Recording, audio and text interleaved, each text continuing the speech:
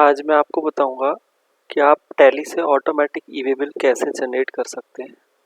इसके लिए सबसे पहले आपको ई-वे बिल पोर्टल पे लॉगिन करना होगा। लॉगिन करने के बाद रजिस्ट्रेशन कराना होगा फॉर जीएसपी।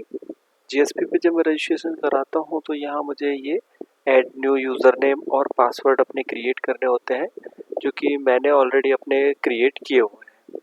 ये यूज़र नेम और पासवर्ड से मुझे लॉगिन करना होगा अपने टैली में। यहाँ हमने एक ऑप्शन दिया ई-वे बिल सिस्टम, एंटर करेंगे। यहाँ आपको यूज़र नेम और पासवर्ड फिल करने होंगे जो मैंने जीएसपी के लिए जनरेट किए थे। अब यूज़र नेम और पासवर्ड को एंटर करने के बाद दिखाता है जीएसटीएन वैलिडेट सक्सेसफुली, यानी कि मेरा टैली अब कनेक्ट हो चुका है मेरे ई-वे बिल पोर्टल से और अब मैं टैली के थ्रू ई-वे बिल जनरेट कर सकता हूँ।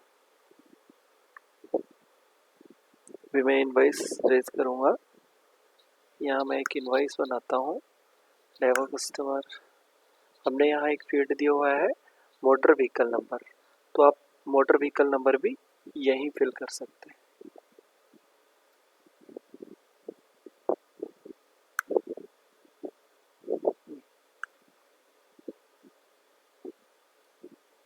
मेरा आइटम है, मैं 1000 पीस मूवमेंट करा रहा हूँ। टीके रेट से टैक्स लेजर सेलेक्ट करूँगा और उसके बाद मुझे पूछता है प्रोवाइड ई-वे बिल डिटेल्स। मुझे यहाँ इन्फॉर्मेशन देनी होती है। ये देखिए जो डिस्टेंस ऑटोमेटिक इसने उठाया है, जो कि हमने पार्टी के लेजर पे ये आपको फील्ड दिया हुआ है। पार्टी के लेजर पे जो आप डिफाइन कर देंगे वन टाइम, ऑटोमेटिक वो वहाँ से पिक करेगा।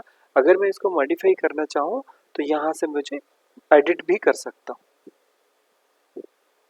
इसके बाद मेरा व्हीकल नंबर उसने ऑटोमेटिक ले लिया है जो मैंने पीछे डिफाइन किया हुआ था। मेरा ई-वे बिल बिल डेट मेरी चाहे कोई भी हो सकती है। मैंने बिल बनाया है 4 जुलाई को, लेकिन मेरा 4 जुलाई को मटेरियल डिस्पैच नहीं हुआ। डिस्पैच आज हो रहा है तो मैं ई-वे बिल जनरेट करूँगा तो आज की डेट का ई-वे बिल जनरेट करूँगा। बाकी इन्फॉर्मेशन ऑल ऑटोमेटिक मास्टर से पिक करता है। मैं इसको सेव करूँगा। सेव करने के बाद मुझे पूछता है जनरेट ऑटो ई-वे बिल, मैं यस करता हूँ और ये मेरा ई-वे बिल जनरेट हो जाता है।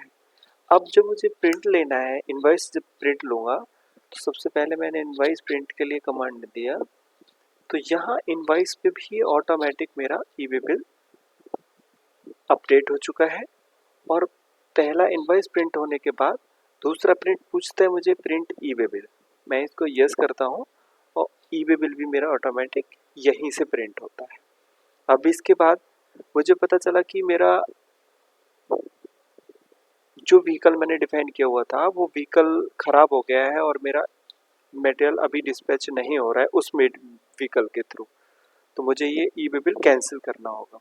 तो कैंसिल के लिए भी हमने यहाँ ऑप्शन दिया हुआ है, ई-वे बिल रिजेक्ट में जाएंगे आप और इस बिल को सेलेक्ट करेंगे। जब आप कैंसिल करने के लिए ये ऑप्शन दिया हुआ है cancel e-way bill, alt R आप करेंगे तो पूछता है यस। अब यहाँ मुझे पूछता है रीजन, किस रीजन से आप ई-वे बिल कैंसिल करना चाहते हैं। तो अभी मैंने लिखा है इसमें duplicate order cancel, data entry mistake, others. मेरा व्हीकल खराब हुआ है, मैं फोर्थ ऑप्शन देता हूँ अदर्स और ये मेरा ई-वे बिल कैंसिल हो गया। ये मेरा पोर्टल पे भी कैंसिल हो चुका है और यहाँ भी कैंसिल हो चुका है। अब मैं आपको वही इनवॉइस दोबारा दिखाता हूँ। ये मेरा इनवॉइस था, ई-वे बिल डिटेल्स में जाऊँगा तो यहाँ से भी वो ऑटोमेटिक मेरा यहाँ ई-वे बिल नंबर हट चुका है। अब मैं इसका दोबारा से जनरेट करता हूँ। अब पता चलता है कि जो मेरा व्हीकल था वो खराब हो चुका है, तो मैं उस व्हीकल से नहीं, अब मैं ट्रांसपोर्टर के थ्रू मटेरियल भेजता हूँ। तो यहाँ मैं व्हीकल नंबर नहीं डालता हूँ, ट्रांसपोर्टर नेम और ट्रांसपोर्टर आईडी डाल देता हूँ। बस मुझे पार्ट ए जनरेट करना है। मैं इसको सेव करता हूँ। सेव करने के बाद जनरेट ऑटो अवेलेबल यस, और ये मेरा पार्ट ए जनरेट हुआ है। अभी मैं प्रिंट दिखा देता हूँ इसका भी। ये इनवॉइस में मेरा नया e-way bill e-way bill number update हो चुका है और सेकंड प्रिंट मेरा ई-वे बिल, ये मेरा पार्ट ए जनरेट हो चुका है।